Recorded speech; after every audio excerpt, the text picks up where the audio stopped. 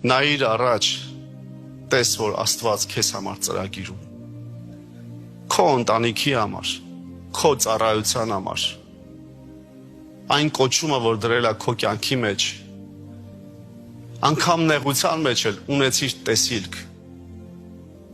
Աստծո ճանապարհներում, Աստծո արքայության մեջ։ Դրա համար էլ Հիսուսը ասեց, երբ որ տեսավ, որ շատերը նայում են իրանց հոգսերին, ասեց. Եթե դուք նայեք ձեր հոգսերին, թե ինչ ուտենք, ինչ խմենք, դուք հեթանոսների նման կլինեք։ Բայց ես ու դու սիրելի սովորական մարդ չենք։ Սովորական այս աշխարհի մարդ չենք։ Ես ու դու մարդ ենք, որ թեկուզ կարիք ունենք ինչ որ մի բանի էլ, բայց Հիսուսի ասելով ասում ենք.